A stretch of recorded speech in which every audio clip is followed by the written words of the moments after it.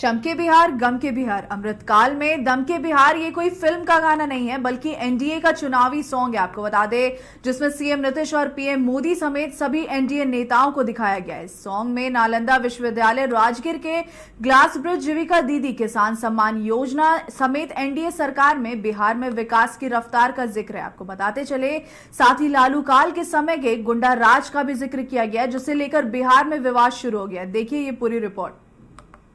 बिहार में विधानसभा चुनाव होने में कुछ ही महीने शेष बचे हैं। ऐसे में एनडीए ने अपना चुनावी सॉन्ग लॉन्च कर दिया है जिसमें नीतीश काल में बिहार के विकास और लालू राज में गुंडा राज का जिक्र है। इस सॉन्ग को लेकर बिहार में सियासत तेज हो गई है। कांग्रेस इसे चुनावी एजेंडा बता रहा। कांग्रेस का कहना है कि जनता देख रही है कि किस तरह से यहाँ आपराधिक घटनाएं हो रही हैं, माताएं बहनें असुरक्षित हैं, रोजगार के लिए हाहाकार है। ऐसे में ये गाना लोगों को और चिढ़ाने का काम करेगा। बीजेपी इसी तरह से चुनाव के समय में इस तरह से नाराबाजी करती है। पिछले भी समय में शाइनिंग इंडिया का नारा दिया था, वो नारा पूरी तरह फ्लॉप हो गया। और अभी बिहार की जनता तो देख रही है किस तरह से यहाँ अपराध घटना हो रही हैं, माताएं बहनें असुरक्षित हैं, रोजगार के लिए हाहाकार मचा हुआ है, नौजवान लगातार पलायन कर रहे हैं, भूखमरी के कगार पर बिहार है। वैसे में ये सब संगीत का कोई असर नहीं होने वाला है बल्कि उल्टा पड़ने वाला है। क्या सिर्फ वीडियो पर ही चमकेगा बिहार? एनडीए ये थीम सॉन्ग लॉन्च करे और आरजेडी के नेता कुछ ना कहें, यह बिहार की सियासत में कहां संभव है? तो आरजेडी ने भी पीछे नहीं रहते हुए आपराधिक घटनाओं का जिक्र किया और सीएम से नौकरी का ब्यौरा ही मांग लिया। राजद ने तो आरोप लगाया कि बिहार में आए दिन लूट, हत्या, बलात्कार की घटनाएं हो रही हैं, भ्रष्टाचार और अफसरशाही अपने चरम पर है और सीएम साहब वीडियो लॉन्च कर रहे हैं। आरजेडी का कहना है कि वीडियो दिखाने से कुछ नहीं होगा, कितने लोगों को नौकरी मिली ये उन्हें बताना होगा। वीडियो पर ही चमकेगा बिहार या फिर जमीनी हकीकत कुछ और है? बिहार में आए दिन लूट, हत्या और बलात्कार की घटनाएं घट रही है, भ्रष्टाचार बढ़ गया है, अफसरशाही है बिहार में, बिहार के लोगों को नौकरी और रोजगार नहीं मिल रहा है। उस पर तो बताना चाहिए ना कि बस ये वीडियो लॉन्चिंग करते रहेंगे मुख्यमंत्री जी। बिहार के लोगों को कितना नौकरी और रोजगार मिला ये भी बताना चाहिए, वीडियो खाली दिखाने से नहीं होगा। वहीं बीजेपी के थीम सॉन्ग को एआईएमआईएम ने भी झूठ का पुलिंदा बताया है। उन्होंने कहा कि बिहार नहीं चमका, बीजेपी के लोग सत्ता में आकर जरूर चमक गए। नहीं, बिहार तो नहीं चमका है, बीजेपी के लोग सत्ता में आकर चमक गए हैं। वो अपनी चमक से पूरे बिहार की जनता को उसी नजर से देख रहे हैं, तो धोखा है। पलायन रुका नहीं, किसानों को फसलों की कीमत मिली नहीं, बच्चों को आज भी न किताबें मिल पा रही है न स्कूल की हालत अच्छी बन पा रही है, बीमारों को इलाज के लिए भी बिहार से पलायन करना पड़ रहा है, रोजगार के लिए पलायन करने पड़ रहे हैं और बिहार चमक रहा है। ये झूठ का पुलिंदा है, ये आवाम को धोखा देने वाला स्लोगन है। इस स्लोगन से उनको तो अपनी संतुष्टि हो सकती है, बिहार की जनता पर इसका कोई असर पड़ने वाला नहीं। एनडीए के चुनावी सॉन्ग पर विपक्ष की प्रतिक्रियाओं को देखते हुए बीजेपी ने भी पलटवार करते हुए सफाई दी है कि बिहार में बने अस्पताल, स्कूल, पुल पुलिया, सड़कों का जिक्र करते हुए बीजेपी का कहना है कि वाकई में बिहार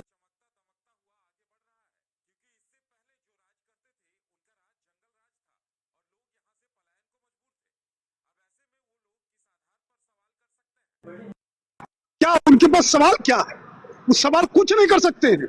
हम चमकते बिहार, दमकते बिहार वाले लोग हैं और उनके जंगल राज वाला का जमाना नहीं है।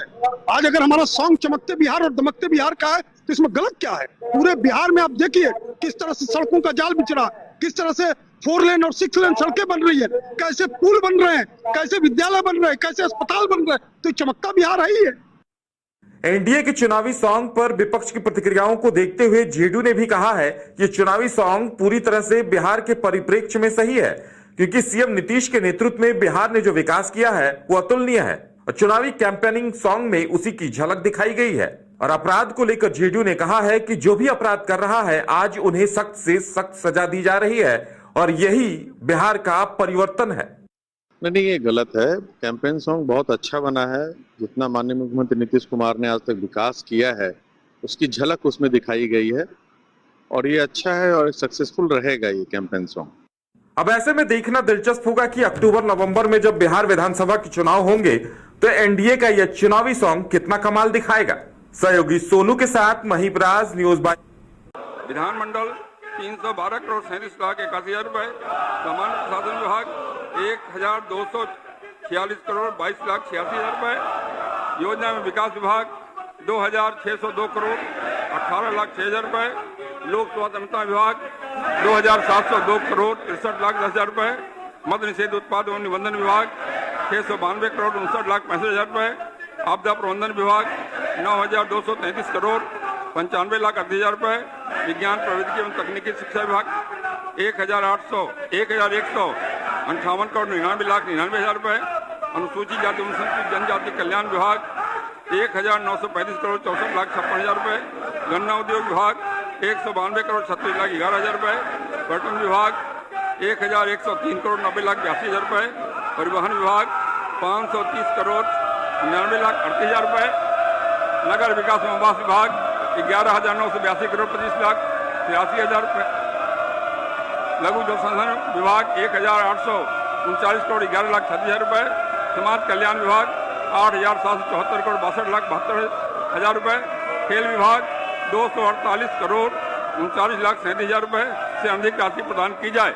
जो इस प्रस्ताव के पक्ष में वे हाँ कहें, जो इस प्रस्ताव के विपक्ष में वे ना कहें। मैं समझता हूं कि पक्ष बहुमत है। यह प्रस्ताव स्वीकृत हुआ। सभी मांगे स्वीकृत हुई। प्रभारी मंत्री सहकारिता विभाग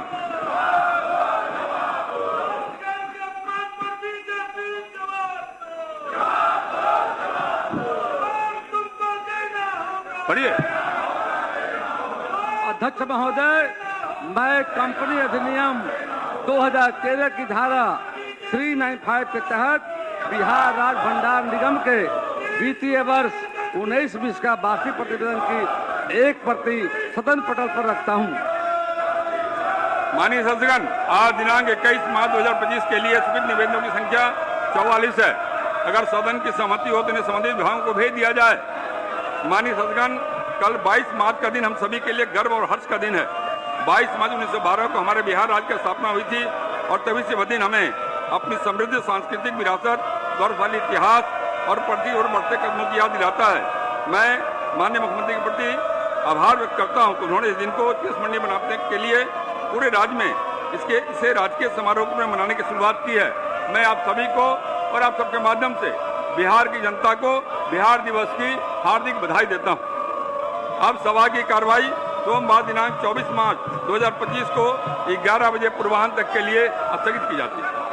बिहार में शराब की तस्करी इन दिनों वाहनों में तहखाना बनाकर किया जा रहा है। आपको बता दें, ताजा मामला विक्रमगंज थाना क्षेत्र के नासरीगंज मोड़ से। आपको बताते चले, जहां लावारिस हालत में खड़े एक पिकअप वैन में की जांच जब की गई तो तहखाने से 100 कार्टून अंग्रेजी शराब बरामद किया गया। आपको बताते चले, पुलिस गाड़ी नंबर के आधार पर छानबीन शुरू कर दी है।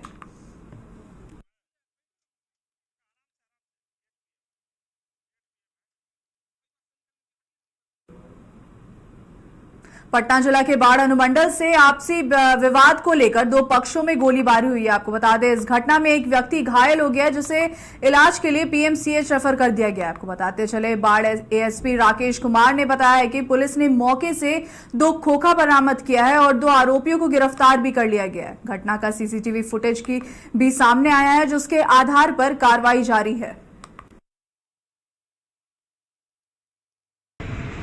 बाढ़ थाना को सूचना मिली कि अछुआरे गांव में 2 पक्ष के बीच में विवाद हो रहा है। तुरंत बाढ़ थाना की टीम वहां पर पहुंची, मैं भी पहुंचा। यहां आने पर पता चला है कि ये दोनों पक्ष ग्रामीण हैं और स्थानीय स्तर पर इनको किसी बात को लेकर विवाद था। कल शाम में भी इन दोनों के बीच में मामूली झगड़ा हुआ था। इसको लेकर इसी विवाद के क्रम में आज सुबह एक पक्ष के द्वारा गोलीबारी की गई, जिसमें एक व्यक्ति को पैर में गोली लगी है। घटनास्थल से 2 खोखा जब्त किया गया है। सीसीटीवी फुटेज में भी गोली चलाते हुए लोग दिख रहे हैं। इस घटनाक्रम में शामिल शंभू सिंह और पंकज सिंह 2 व्यक्ति को गिरफ्तार किया गया है।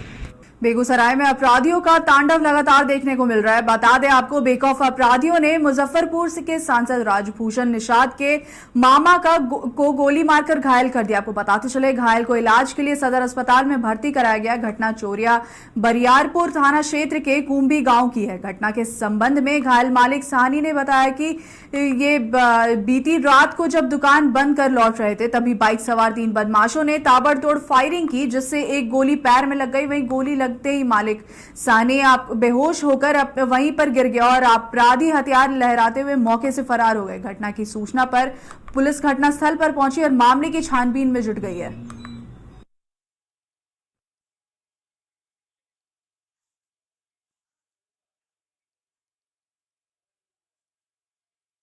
हाजीपुर में रेलवे ने अपने कर्मचारियों के लिए विशिष्ट रेल सेवा पुरस्कार 2024 समारोह का आयोजन किया। आपको बता दें जिसमें कर्मचारियों को रेलवे में उनके उत्कृष्ट योगदान के लिए उन्हें सम्मानित किया। आपको बताते चले इस मौके पर कलाकारों द्वारा सांस्कृतिक कार्यक्रम भी प्रस्तुत किए गए हैं। समारोह का उद्घाटन महाप्रबंधक छात्रसाल सिंह, आपको बताते चले पूर्व मध्य रेल महिला कल्याण संगठन की अध्यक्ष सुनीता सिंह ने दीप प्रज्वलित कर किया है। भारत स्टेशन योजना के तहत पुनर्विकास के लिए 508 रेलवे स्टेशनों का शिलान्यास किया गया, जिसमें से पूर्व मध्य रेलवे के 97 स्टेशनों के पुनर्विकास का कार्य विभिन्न चरणों में है। हमारी कार्य संस्कृति एवं निरंतर प्रयासों का परिणाम है कि कुल प्रारंभिक आय के मामले में पूर्व मध्य रेलवे को भारतीय रेलवे में चालू वित्तीय वर्ष के दिसंबर माह तक सर्वाधिक राजस्व अर्जित करने वाले जोन का गौरव हासिल हुआ है। इस अवधि में 23,668 करोड़ रुपए की प्रारंभिक आय प्राप्त हुई है, जो पिछले वित्तीय वर्ष की तुलना में 4.79% अधिक है। साथ ही इसी अवधि में 149 मिलियन टन से अधिक माल लदान किया गया, जो कि पिछले वर्ष की इसी अवधि से 2.6% अधिक है। अन्य कोचिंग आय में 243.66 करोड़ रुपए प्राप्त हुए। भारत स्टेशन योजना के तहत पुनर्विकास के लिए 508 रेलवे स्टेशनों का शिलान्यास। मुंगेर जिले के संग्रामपुर प्रखंड से 700 सनातनी भक्तों का जत्था 54 फीट की कांवर यात्रा के लिए निकाला गया। आपको बता दें सुल्तानगंज से जल भरकर ये श्रद्धालु मां पीड़ाहारी, तेलटिया महारानी और उच्चेश्वरनाथ महादेव को जल अर्पित करने के बाद बाबा बैद्यनाथ धाम देवघर के लिए रवाना हुए। आपको बताते चले यह यात्रा 175 किलोमीटर की है, जिसे पूरा करने में 5-6 दिन लगेंगे। श्रद्धालुओं ने बताया है कि हर साल इस यात्रा को सफल बनाते आ रहे हैं और आपको बता दें जिसका मुख्य उद्देश्य सनातनियों को एकजुट करना है। इसके बाद बाबा बासुकीनाथ धाम की यात्रा भी होगी।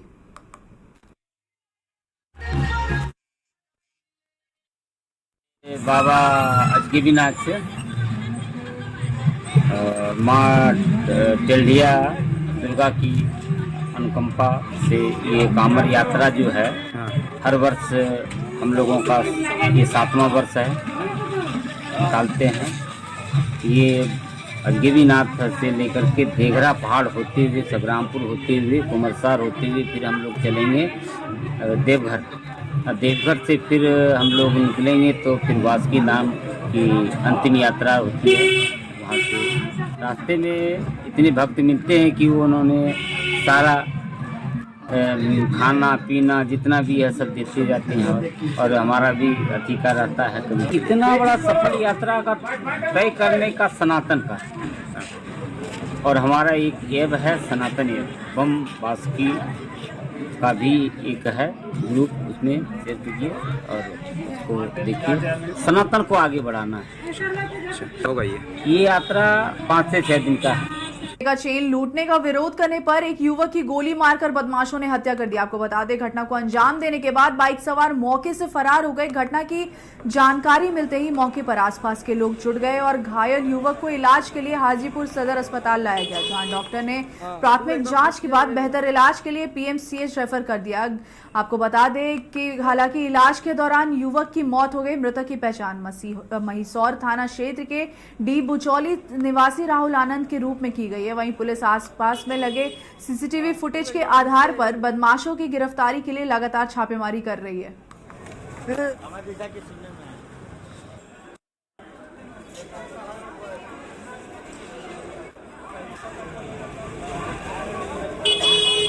हाँ तू एकदम घुसिया है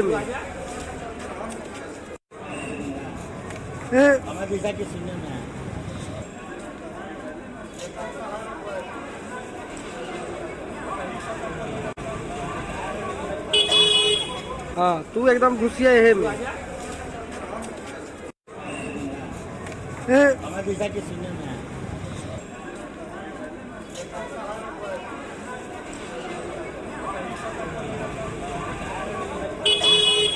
हाँ तू एकदम घुसिया है में